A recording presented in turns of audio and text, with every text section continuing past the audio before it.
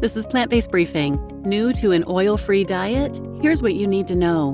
By Theresa Houghton at the Colin Campbell Center for Nutrition Studies at nutritionstudies.org.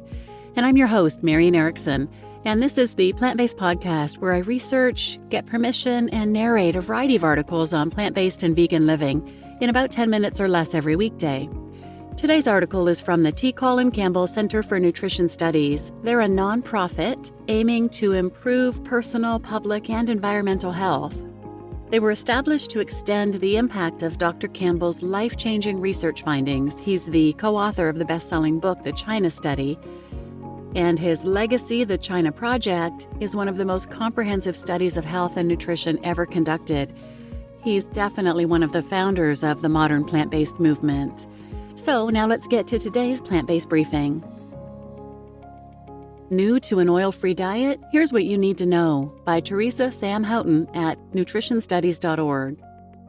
Mainstream nutrition information offers conflicting views on the effects of dietary oils.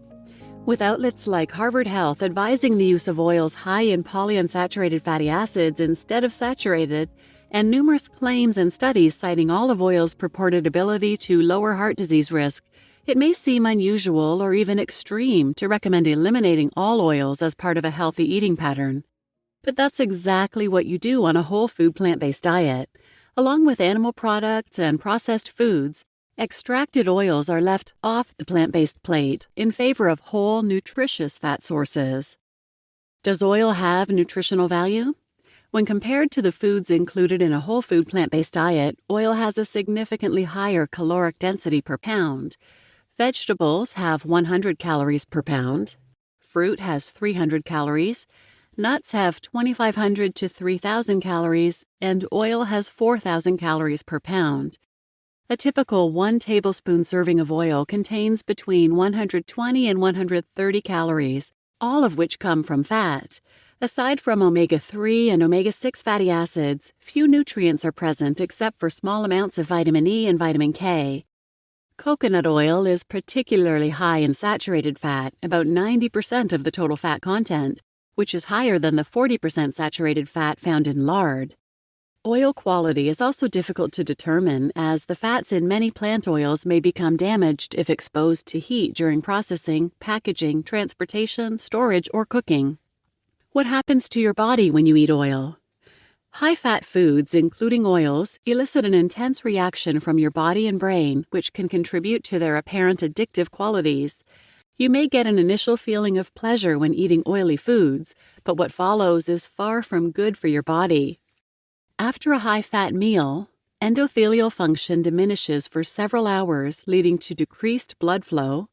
Digestion slows as enzymes, stomach acid, bile, and other juices work to break down the fats, and excess fats are converted into triglycerides and cholesterol in the liver and stored in the body as a future source of fuel. Consuming oil also has a negative effect on gut bacteria. Saturated fats appear to have the greatest impact on the number, richness, and diversity of bacteria in the gut microbiome, which may be associated with reduced production of beneficial short-chain fatty acids and can lead to an increase in inflammation and free radical production. This may result in DNA damage and deplete your body's stores of antioxidants as your system tries to combat the onslaught. Thoughts on quote-unquote healthy oils. What about information showing some oils have health benefits? Much of it appears to be comparative. Oils containing more anti-inflammatory omega-3 fatty acids may be less damaging than those with a lot of pro-inflammatory omega-6 fats, high saturated fat content, or trans fats, but some data shows all oils impair endothelial function to various degrees. This is true even of cold-pressed oils. Purported health benefits of these oils may be due to the lack of heat or chemicals used in processing. The expeller pressing process creates heat from friction, and other oils are extracted using solvents, residues of which may appear in trace amounts in the final product. Because unsaturated fats become unstable at high temperatures, oils exposed to heat could have more free radicals and thus cause greater cellular damage when ingested. Getting healthy fats from whole food sources. You do need some fat in your diet to help absorb fat-soluble nutrients and maintain cellular health, but it's not nearly as much as most people are consuming. As of 2007, the average American over age 2 was taking in around 79 grams of fat per day, which equates to 35.6% of calories from fat on a 2,000-calorie diet. The whole food plant-based lifestyle keeps fat intake between 10 and 15%. Some recommendations suggest higher amounts may be safe when consuming mostly unsaturated fats. Total fat needs may differ depending on age, activity level, and health status. Here are some tasty ways to get healthy plant-based fats without added oil. Nuts, seeds, and their butters. Look for brands with no added oil, sugar, or salt. Avocados, beans like chickpeas and pinto beans, and whole or fermented soy products. Cooking without oil. Quick tips. It's easy to adapt your favorite recipes and cooking methods to an oil-free lifestyle. Try these simple tips to remove oil without losing flavor. Roast vegetables at lower temperatures for a longer time. Mist vegetables with low-sodium vegetable broth or apple cider vinegar and your favorite seasonings prior to roasting. Steam vegetables before seasoning as desired.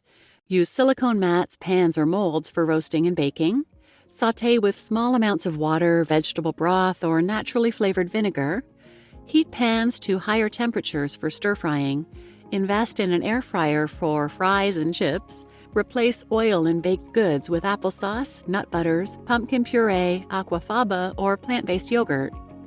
Experiment until you find your favorite methods and you won't miss the greasy, heavy feeling of oil at all. Your heart, gut, and taste buds will thank you for it. You just listened to New to an Oil-Free Diet? Here's What You Need to Know by Theresa Sam Houghton at nutritionstudies.org. And I'm Marian Erickson, your host. And this is one of the things that started me on my whole plant-based and then vegan journey. I was looking up recipes years ago and saw someone comment that you shouldn't use oil, it's bad for you. I was like, what? I'd never heard that before. I thought olive oil was good. So I started researching and eventually found, I think it was Chef AJ first, and I heard her being interviewed on the Rich Roll podcast, and that started me down the whole journey of looking at a whole food plant-based diet. This article does a beautiful job summing up the reasons to stay away from added oils. One thing she mentions is added oils and high-fat foods having addictive qualities, and that is so true. They give you a dopamine rush. It's like a drug, really, but once you stop eating them, your taste buds do adjust. But more concerning is that these added oils are inflammatory. And for more information on that, I recommend episodes 373 and 374, Healing Autoimmune Disease with Supermarket Foods by Dr. Brooke Goldner. She goes over that in more detail, and she explains how eating ground flax seeds and ground chia seeds are full of omega-3 fatty acids. They help balance things, they're anti-inflammatory, and they even help you speed up your metabolism. And two last things I wanted to add, cooking without oil. When I saute onions, you just heat up I use cast iron pans. Heat up your pans over medium heat for about 2 minutes. Get them nice and hot, and then you add your chopped onions, and they'll start to cook, and they'll sweat, release their liquids, and they caramelize beautifully. I love them way better without oil. You may need to add a little bit of liquid if they stick too much, but don't add your liquid first, otherwise you're just steaming them essentially. And one more thing I love about eating oil-free is my silpats, my dishes, my pans, they're not greasy anymore. They're so much easier to clean up. Anyway, please share this episode with anyone who might benefit, and thanks for listening.